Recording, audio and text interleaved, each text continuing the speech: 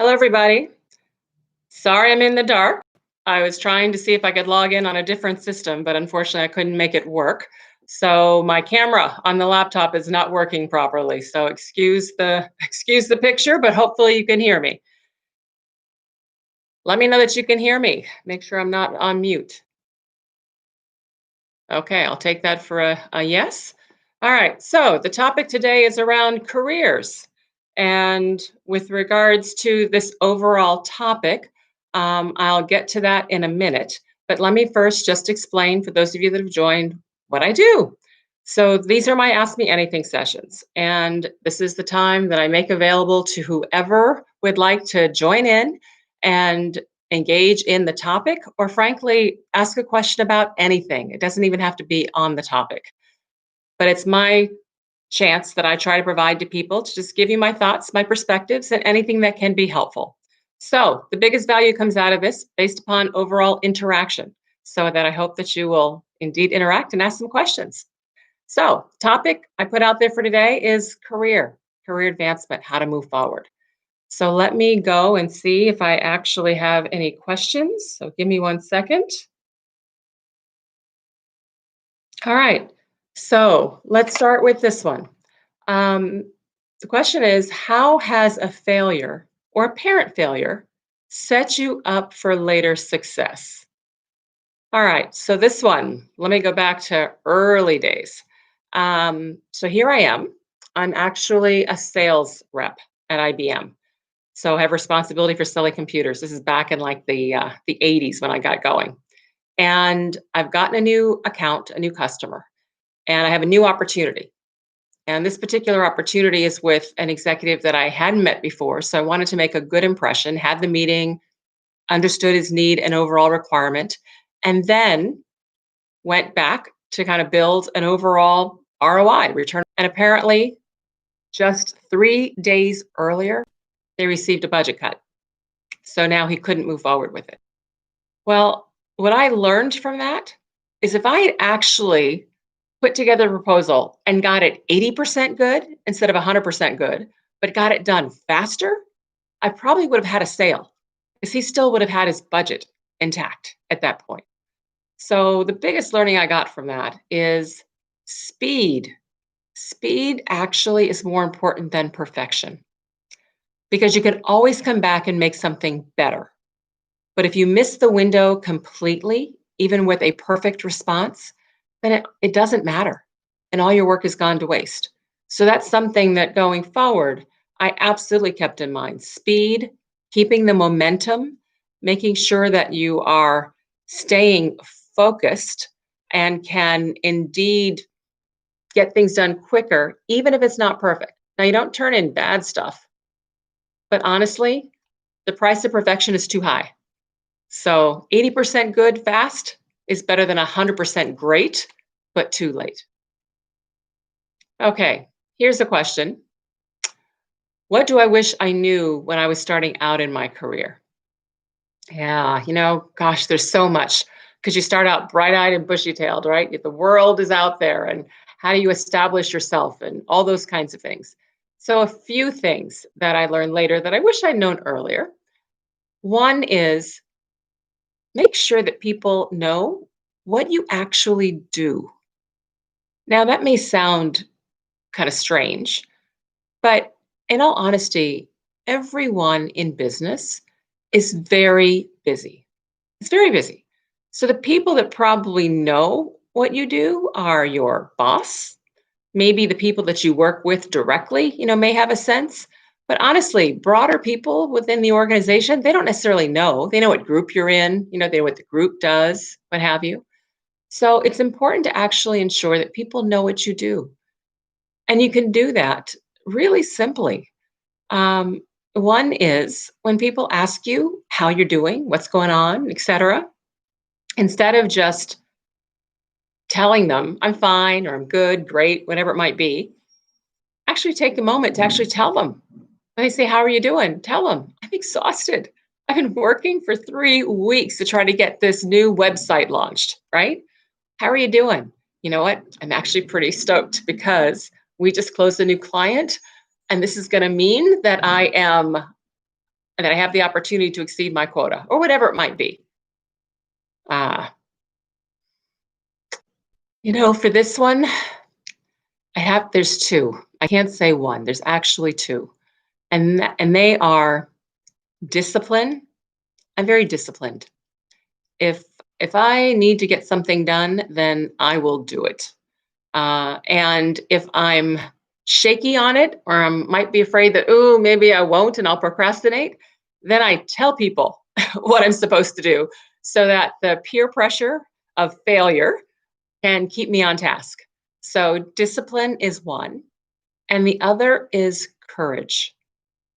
Now, let me talk about courage for a minute, because courage is something that people think, oh, they look at somebody and say, oh my gosh, they're so courageous. The person who asked that hairy question, or the person that steps forward to lead, right, something into the unknown, right? There's a lot of things that happen that takes courage for people to raise their hands, step forward, right? Take the lead.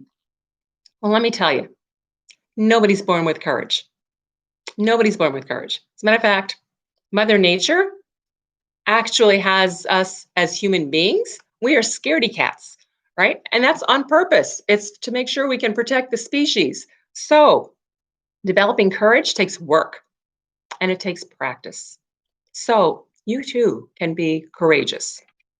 It really means, sorry, my allergies. It really means breaking down whatever your fear is, right? If your fear is asking questions in a meeting or making a point, right? Because you're sitting around a group and you're thinking, gosh, my question might be stupid, or whatever it is, you feeling like you're holding back. So other people are engaging in the conversation and you're not. Well, that's not a good thing. It's not a good thing, because if you're not engaging, then people will think you don't have much to offer. And that's typically not the case. So the way you do it is you break it down step by step. You tell yourself, okay, this week, so sometime in a 5-day period, I am going to ask a question. And you set a goal for yourself. And then you do force yourself to ask a question. If a week goes by, and even though you committed to yourself to do it, and you still don't do it, pardon me, tell somebody else who also attends that same meeting that you are going to ask a question, because that peer pressure may help you, right? And if you're still uncomfortable, then just build on somebody else's question. So don't develop the new topic. When somebody else makes a topic that you agree with or do you have a perspective on, add to it. But the key is start talking, even if it's just once a week. And then once you start doing it once a week, say, okay, now I'm going to do it twice. I mean, it really is like building a muscle. It's like doing exercise, right? You do it the first time, you don't see much difference. Second time, you don't see much different. But after a couple of weeks, you actually see the muscle tone start to come forward. Building your courage is just like building your muscles. All right, here's a question. Here's a question on making decisions. Some say hasty decisions don't work. What do you actually keep in mind before taking any big or small decision? When it comes to a decision, I try to think through, what are the implications of this decision? And some decisions do require more thought than others. And the way you make that determination is based upon what's the implication of the decision you're getting ready to make. If you're trying to decide what you're going to eat, all right, that's not really a huge decision. I mean, at the end of the day, you're going to eat something, you'll put fuel in your body, and it's okay. So don't waste a ton of bandwidth around it. But if you're trying to make a decision on, do I change jobs? Trying to make a decision on, do I say yes to this marriage proposal, right? Making a decision on, well, those are major decisions. And those you ought to spend time thinking about, because the implications are actually much more vast. So you want to make sure that you're thinking through, what are the implications of the decision I'm getting ready to make? And then what is the impact that will have on me, on others, on the company, on the family, whatever it might be.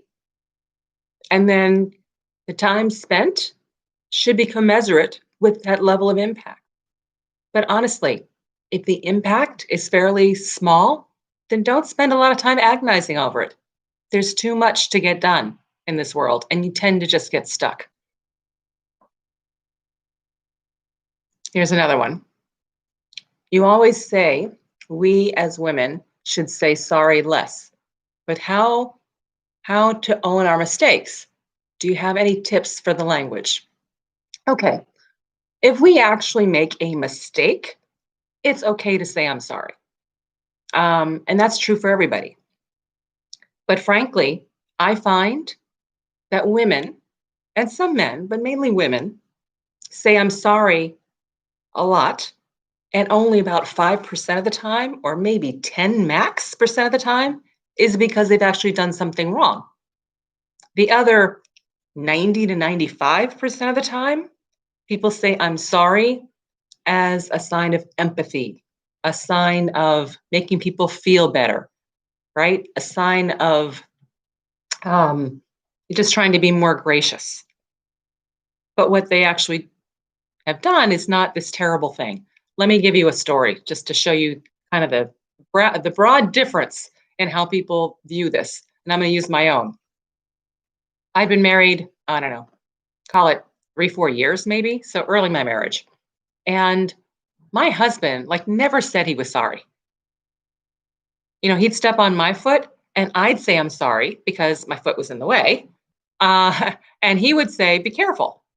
All right. Now he didn't say it mean, he would say literally, very, very concerned. Be careful. And I said to him, why do you not ever say you're sorry? And he said, what are you talking about? I say I'm sorry. I said, no, you don't. And he said, yes, I do. He said, Shellye, if I have done something wrong that's completely my fault, then I say I'm sorry. Right. And I thought, completely your fault. That's a really different definition from the definition that I use, which is just I say I'm sorry to say I'm sorry something happened, not that, I feel that I made this huge mistake. So I thought, huh. So when you think about language, I'll give you an example. This is a silly example. Um, let's say you're very busy, you might be running behind, you join a call that's maybe 2 minutes late, right? So you can join the call and say, oh, I'm sorry for being late, right? You can do that. But the other thing you can do is to say when you get on the call, thanks so much for your patience. I was running a little behind, right? It's another way of saying it. Um, the key is thinking about different ways to express how you feel without using the words I'm sorry, because that's just it's tied to, especially as women, as being weak. So come up with different ways of communicating the same emotion that you're trying to convey. Okay, next. I'm trying to get involved in work that I love and educated myself on, but I have no degree in it. How do I build credibility and not get ignored?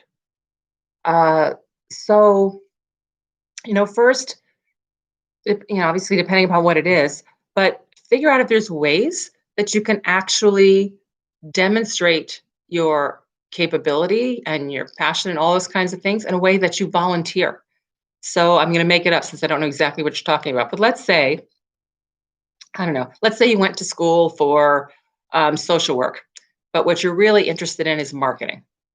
Well, what you could do is nonprofits out there are always need help. And they'll take help, honestly, from anyone who they think can add some value. So you could start doing some marketing projects for nonprofits. And then you could use that as examples of your work to be able to then take that forward to try to get roles in marketing. If you're within a company itself and you're in one group, but you'd really like to be in another, same thing. You can almost go to that group and find out, is there any way that you can be helpful, that you can support what they're doing, and just add it on top of your existing responsibilities until you establish, right, here's that credibility. But you have to do something that establishes credibility, that demonstrates your capability, since you don't have the degree or education or background that proves that you have it. So look for ways in which you can do it differently, right? And for different groups. Okay. Um, Let me talk about another area, which is around career ownership. One of the things that's super, super critical as you are moving up the ladder in your career is that you realize that you own your career. No one else does. Not your boss, not your mentor, not your family, right? You are the one that owns your career. So take charge. Take charge of your career. You'd be surprised how many people don't. They go and they get their education, they get as my connection is unstable. So let me see. Hopefully you can hear me now. All right. Here's another one coming through.